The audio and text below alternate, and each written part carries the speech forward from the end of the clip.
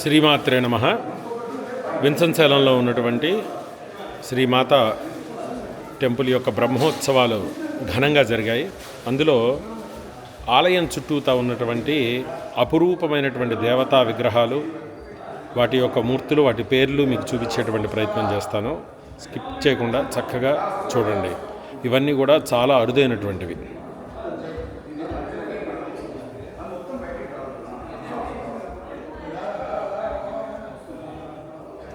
ఇక్కడ చూసుకున్నట్లయితే ఈ అమ్మవారి పేరు వాసినీదేవి.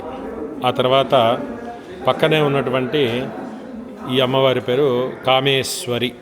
ఆ తర్వాత ఇక్కడ చూసుకున్నట్లయితే మోదినీదేవి.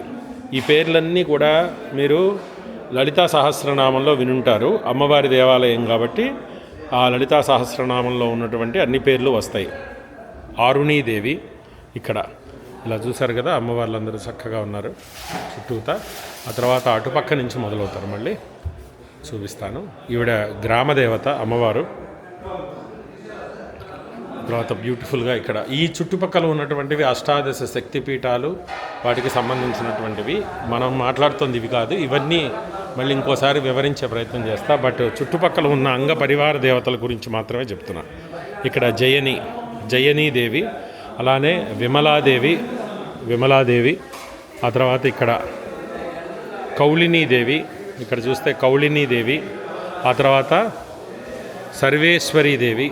ఆ తర్వాత ఇక్కడ గాయత్రి అమ్మవారు. ఆ తర్వాత ఇక్కడ కనుక చూసినట్లయితే అమ్మవారు మళ్ళీ కామేశ్వరి.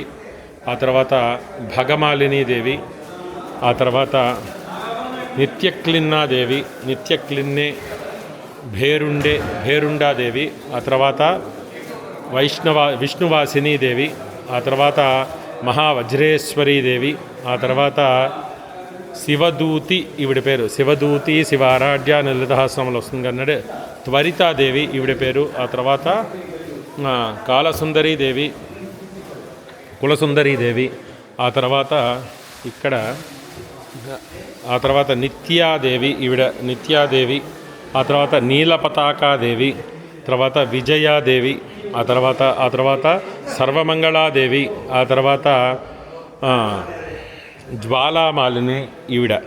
సో మీరు లలిత సహస్రనామంలో ఈ పేర్లన్నీ వినుంటారు, కానీ చూడటం ఇదే ప్రథమం ఉంటుంది. చిత్రాదేవి, మహానిత్యాదేవి ఈవిడ. వీళ్ళందరూ కూడాను ఇలా మొత్తం కూడా చుట్టుపక్కల ఉన్నాయన్నమాట. సో చాలా విశేషం. ఇవన్నీ కూడా లలితా సహస్రనామంలో ఉన్నటువంటి అమ్మవార్లందరూ కూడాను ఇక్కడ ఈ దేవాలయం చుట్టూతా ఉండటం విశేషం.